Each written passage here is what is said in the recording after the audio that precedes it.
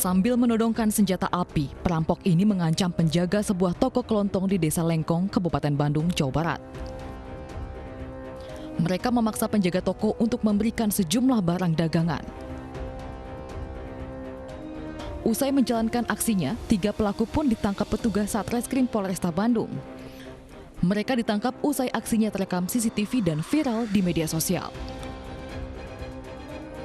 Selain di toko kelontong, aksi mereka saat melakukan tindakan premanisme di SPBU Bojong Soang viral di media sosial. Dari tangan mereka, polisi menyita hasil rampokan berupa rokok dan permen senilai Rp800.000 serta kendaraan jeep yang mereka kendarai. Polisi juga menyita senjata laras panjang dan pendek, peluru, serta alat perakit senjata.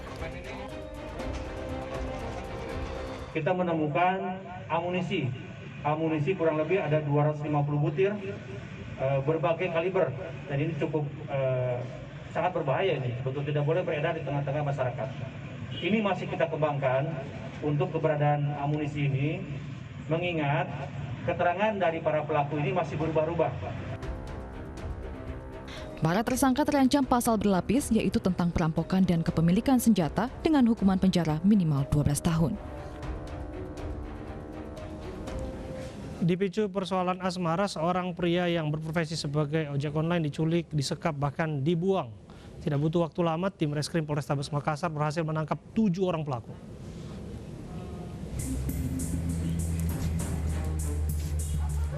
Tujuh pelaku penculikan dan kekerasan terhadap korban yang berprofesi ojek online digiring ke Polrestabes Makassar. Ketujuh pelaku ini diamankan polisi lantaran bekerja sama menculik korban dan dibuang ke daerah Gorontalo. Dari keterangan polisi, otak penculikan dan penyekapan ini merupakan seorang perempuan, Nikita Apriani, pengusaha asal Jakarta.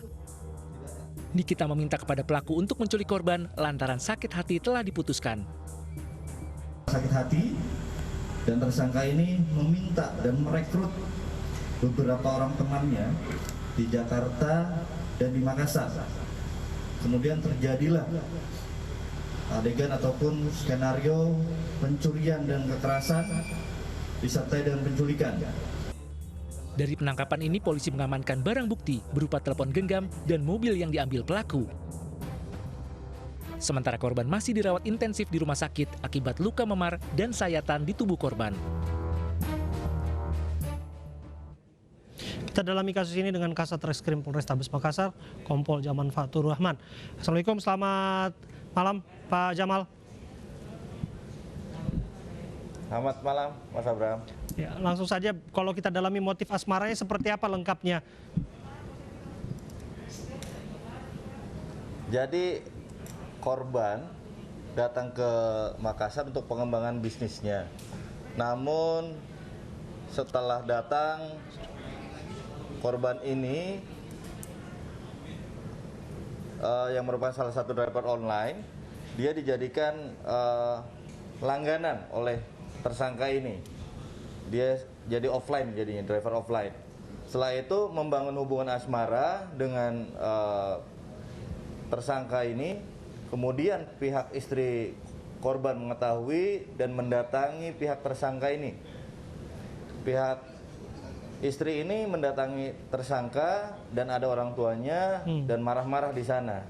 Kemudian orang tuanya tersangka meninggalkan tersangka ini ke Jakarta karena kesal terhadap kelakuannya tersangka ini yang membangun hubungan emosional dengan pihak korban ini.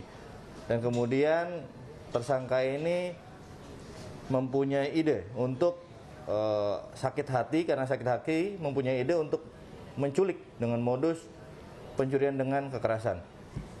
Oke. Modusnya bagaimana direncanakan dan dieksekusi, Pak Jamal? Jadi pihak tersangka ini meminta tolong teman-temannya di Jakarta untuk merekrut orang-orang yang ada di Makassar.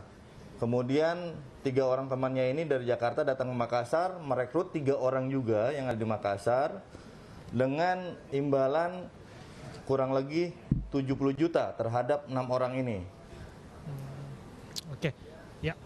Dan mereka harus mempertanggungjawabkan perbuatannya atas perilaku pelanggar hukum seperti ini. Terima kasih Pak Jamal atas waktu Anda. Sayang sekali waktu kita terbatas.